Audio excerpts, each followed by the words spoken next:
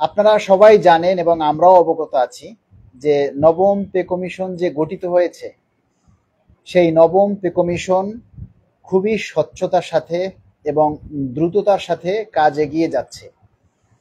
আমরা আশাবাদী আগামী ডিসেম্বরের মধ্যেই নবম পে স্কেলের গেজেট আকারে জারি করা হবে। কিন্তু সেই গেজেটে আমরা কি পাবো, সেই গেজেটে আমাদের আশা আলোর প্রতিফলন ঘটবে কিনা, এটা আসলে আমাদের সন্দিহান।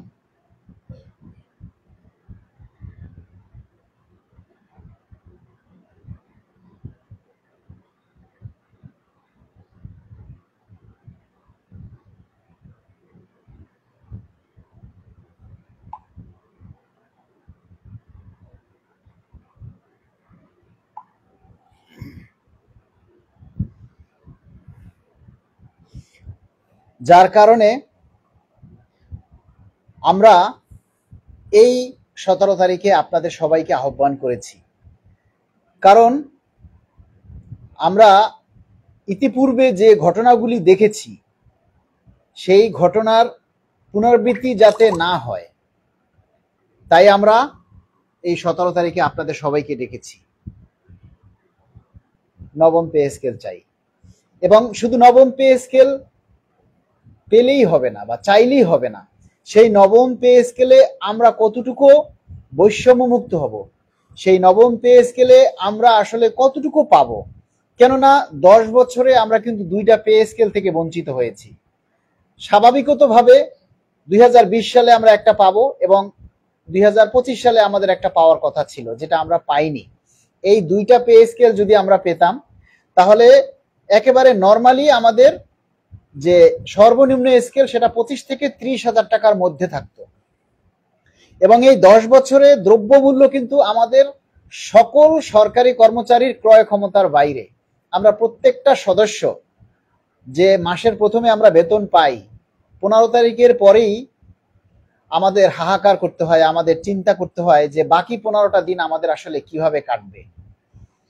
এই চিন্তায় আমাদের ঘুম আসে না। সেই চিন্তা থেকে আমরা মুক্তি পাবার জন্য আগামী 15, 16, 17 তারিখ আপনাদের সকলকে চাই। আমরা শান্তিপূর্ণভাবে আমাদের এই প্রাণের দাবির কথা, প্রাণের আকুতির কথাগুলি আমরা সরকারের সামনে উপস্থাপন করতে চাই। আমরা বাংলাদেশের যত পেশাজীবী বেসিক সংগঠন রয়েছে, সকল সংগঠনকে আগামী 17 তারিখে উপস্থিত থাকার আহ্বান করা হচ্ছে। এরই সাথে বিশ্ববিদ্যালয়, চতুর্থ শ্রেণী কর্মচারী ইউনিয়ন, বিশ্ববিদ্যালয় আন্ত বিশ্ববিদ্যালয় ফেডারেশন, চতুর্থ শ্রেণীর কর্মচারী সমিতি, 17-20 গ্রেডের কর্মচারী সমিতি, শিক্ষক সমাজ, শিক্ষক সমিতি, প্রাথমিক সহকারী শিক্ষক সমিতি, এছাড়া আরো যত সংগঠনগুলি রয়েছে, গাড়ি চালক সমিতি, তৃতীয় শ্রেণী সমিতি, সংগঠনের কিন্তু অভাব নেই। আমরা চাই সকল সংগঠনের যে নেতৃবৃন্দ রয়েছেন, সংগঠন ছাড়াও সংগঠনের বাইরে বাংলাদেশের বিভিন্ন জেলা উপজেলায় যে অফিসগুলি রয়েছে, দপ্তর, অধিদপ্তর, পরিদপ্তরগুলোতে যারা রয়েছেন, আপনারা একটা দিন কষ্ট করবেন। আমরা যদি লাখো জনতা একটা দিন উপস্থিত হতে পারি, তাহলে নিশ্চয়ই আমাদের আশার আলোর প্রতিফলন ঘটবে এবং তার ফল ভোগ করব আমরা আগামী 5 বছর। আর আমরা যদি সবাই মনে করি যে আমি না গেলে চলবে, এই কথাটা যদি সবাই মনে করেন, তাহলে দেখবেন দিন শেষে কেউই আসে নাই। এই চিন্তাটা বাদ দিয়ে আপনাকে চিন্তা করতে হবে, কে আসলো কে আসলো না জানি না, আমি যাব। কারণ এটা আমার অধিকার, এটা আমার দায়িত্ব। কারণ আমার বেতন বৃদ্ধি না হলে আমি চলতে পারবো না।